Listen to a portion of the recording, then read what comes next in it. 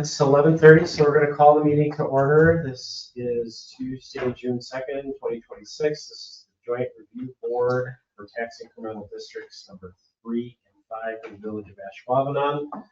We'll take roll call. President Kardowski. Here. Keith Lucia.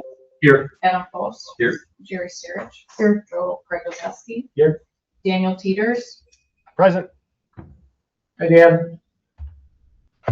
All right, all members being present, our first order of business is to elect a chairperson. We do this annually as part of the Joint Review Board, so we'll take nominations for president or chairperson, of the committee.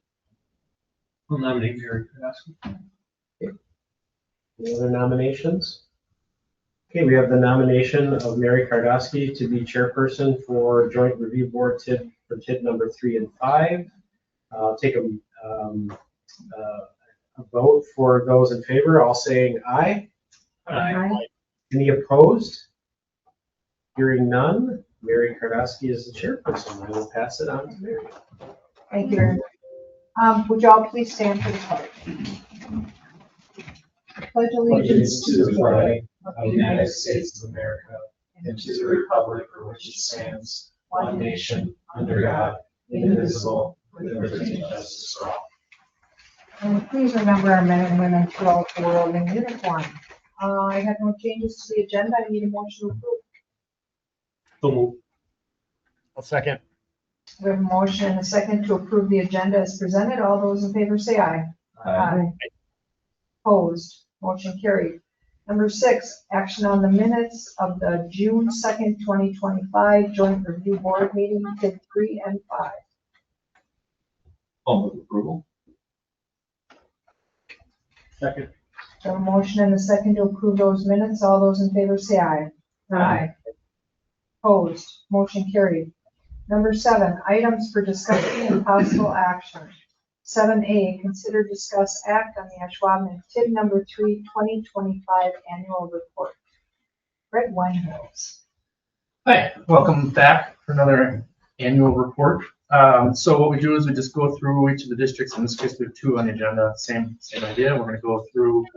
This is statutorily required to meet this group, and I'll just kind of give highlights of what's going on in the district and anything that's in the near future. So first one, TID 3, really is at the very end of the district life.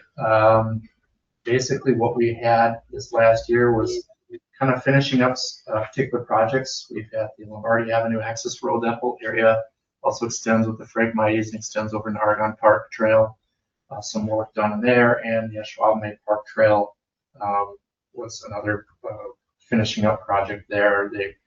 We have a trail that goes around the whole entire park, so very nice trail.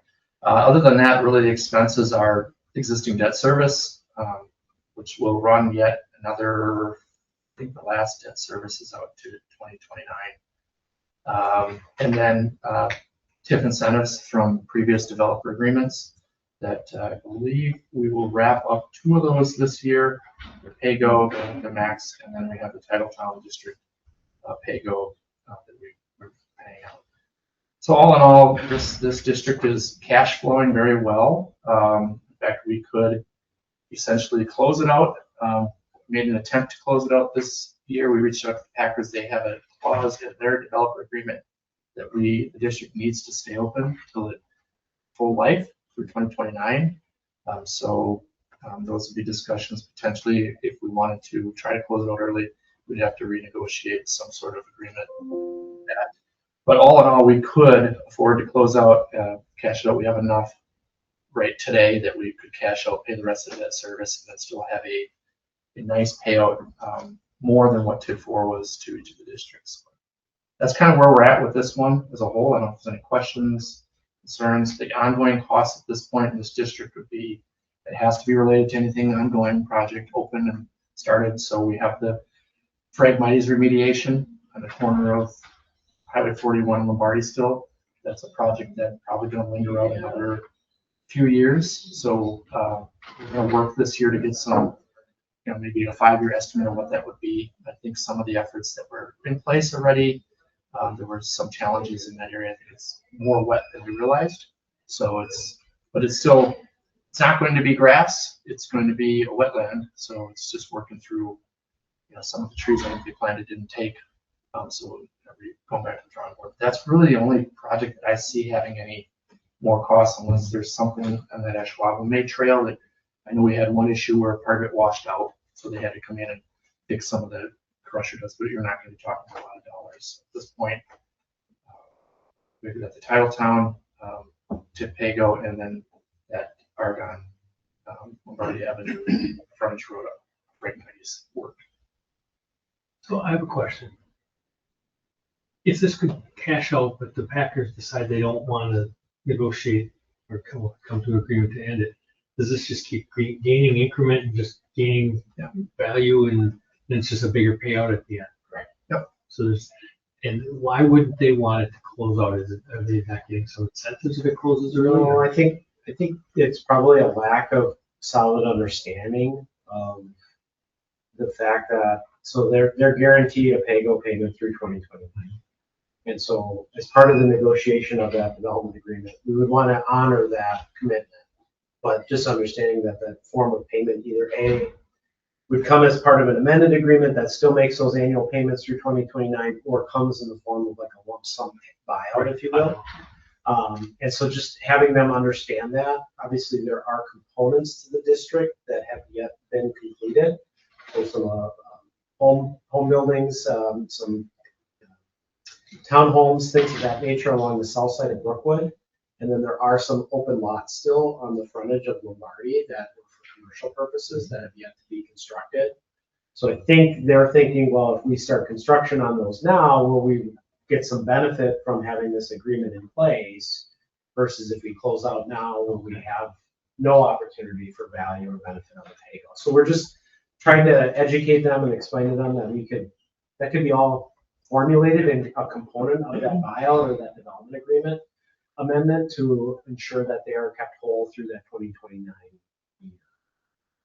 The value for us is if we were able to close that TID early. Right now, TID 3 itself is greater than 13% of our total equalized value. So under Wisconsin statutory law, we cannot create a new TID if we have areas of our village that accounts for more than 12% of our equalized value. So that TID alone has already pushed us over that 12% threshold. So if we wanted to develop a different area of the village, and TID would be a useful tool to incentivize that development, we really couldn't do that under the current setup. So closing it early will allow us to technically create a new TID in the future if one is so needed or desired to encourage that development.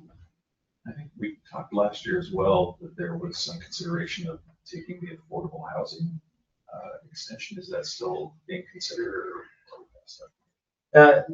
We're certainly not past the point. We have until the year before we effectively close the TID to make that determination as to whether or not we want to extend the life for that year. So in theory, you could pass a resolution next April or before next April saying that you're going to close your TID, but prior to that closure, you're going to hold the TID open for one additional year, and that accumulated increment value would go into that affordable housing program. So in practice, that would kind of mean that we're closing it early, but only by 2 years versus 1 year. Or you could extend it in 2029, pass the resolution to extend it one additional year beyond 2029 to account for that. I don't know that, because when we did that with TID number 4, when that closed, we have about 1.2 million set aside for an affordable housing program. This one would generate maybe 4 or 5 million. Well, because you get your 1 year full increment, which is about 7.8 million. So we'd add another 7.8 million to that. I don't know that the board is interested in keeping that all for affordable housing at this point, because the 1.4 is sufficient for the programs that they want to set aside. That's not been determined yet, but that's kind of the feedback that we've gotten so far from the board. Yeah, I think our biggest challenge is the inability to start anything new, because we're stuck with evaluation. So. it will probably go down as one of the most successful TID in the state of Wisconsin. TID 2 was really big, and this one will also be pretty big. So, Yeah, so going forward at this point, it's really just these debt service, the Titletown incentive. This year, like I said, we'll finish up the Fresh Time in Marina Circle. Those two pay-go should close because they had a year or a dollar maximum, so they're hit those maximums. So we're really looking at debt service and then the Titletown pay-go and then tax increment. So and the tax increment is almost double what we owe in obligations, so that it just keeps growing, keeps significant.